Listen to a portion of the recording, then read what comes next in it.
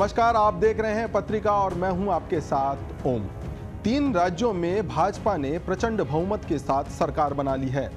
तीनों ही राज्यों की जनता को फील गुड जैसा महसूस हो रहा है, जैसे कैबिनेट की पहली बैठक में राहत की बौछारें होंगी। लेकिन रुकिए जनाब, ऐसा कुछ नहीं होने वाला है। नई सरकार के लिए आगे की डगर थोड़ी मुश्किल नजर आ रही है।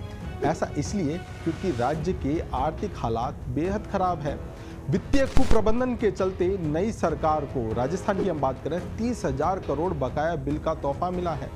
हाल ही में आरबीआई की एक सालाना रिपोर्ट प्रकाशित हुई है, जिसमें 12 राज्यों के वित्तीय कुप्रबंधन पर न केवल चिंता जताई गई है, बल्कि राज्यों को चेतावनी भी दी गई है।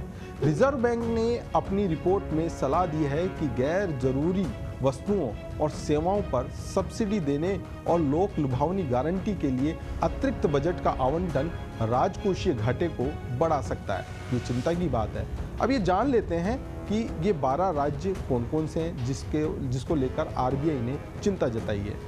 सबसे नंबर 1 पर है, टॉप पर है राजस्थान, फिर पंजाब, बिहार, अरुणाचल प्रदेश, गोवा, हिमाचल प्रदेश, मणिपुर, केरल, मेघालय, मिजोरम, पश्चिम बंगाल और नागालैंड। इन सभी राज्यों का जो चालू वित्त वर्ष में राजकोषीय घाटा है वो 4% से ज़्यादा होने का अनुमान जताया गया है। राजस्थान अपनी राजस्व आय यानी विभिन्न प्रकार के टैक्सों जैसे वेट, सेक्स कहीं ना कहीं आपकी जेब से लिया जाता है। उस इनकम का 13.8% तो केवल कर्ज लिया गया है उसके ब्याज में ही चुकाना पड़ता है। अब जान लेते हैं प्रदेश में जो कर्ज है उसकी आपकी जिंदगी पर क्या असर पड़ने वाला है। राजस्थान को वित्तीय वर्ष में दिसंबर तक के लिए 45,000 करोड़ की बोरोइंग लिमिट मिली थी।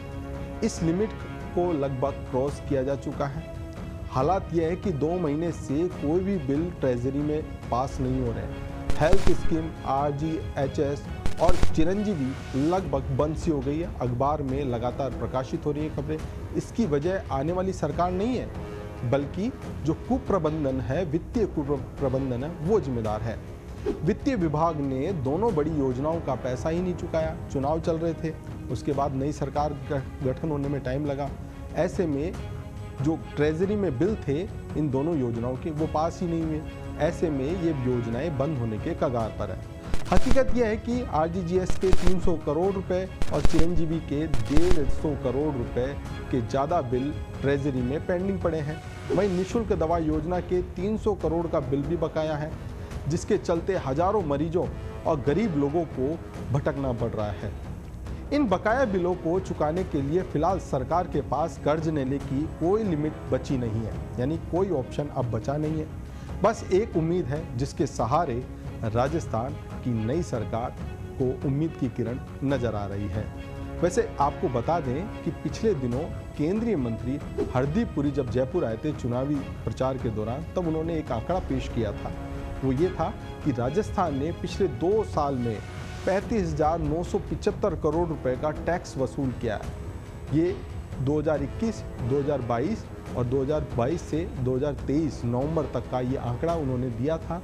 राजस्थान में पेट्रोल पर वेट की बात करें तो 31.4% और डीजल पर 19.03% तक ये वेट वसूल किया जा रहा है। यानी कि ये जो बड़ा अमाउंट है राजस्व का, ये पेट्रोल डीजल पर वेट के जरिए कमाया गया, राजस्व हासिल किया गया। अब चुनौती एक और है। भाजपा की नई सरकार में लोगों को उम्मीद है कि जैसे अन्य स्टेट जो भाजपा शासित है, जैसे उत्तर प्रदेश, हरियाणा, वहाँ पर पेट्रोल डीजल के दामों में कमी है। ऐसे में उन्हें उम्मीद है, राजस्थान के लोगों को भी उम्मीद है कि पेट्रोल डीजल की कीमतों में यहाँ गिरावट देखने को मिल सकती है, यानी कि वेट में कमी सरकार कर सकती है। ऐसा इसलिए क्योंकि प्रधानमंत्री नरेंद्र मोदी चुनावी सभाओं में इसका जिक्र भी कर चुके हैं। ऐसे में नई सरकार के सामने यही चुनौती है कि कैसे वो अपने राज्य के प्रमुख आय के स्रोत को घटाकर राहत की स्कीमों को चला पाते हैं, कैसे आईसीयू में पड़ी अर्थव्यवस्था को ऑक्सीजन दे पाते हैं। आपके साथ हमारी भी इस पर नजर होगी कि सरकार किस तरह के कदम उठाती है ताकि वित्तीय कुप्रबंधन को सुधारा जा सके, और क्या वो राहत के फैसले होते हैं जो आपको सीधी फायदा पहुंचाएंगे। ऐसी ही जानकारी के लिए देखते रहिए पत्रिका। नमस्कार।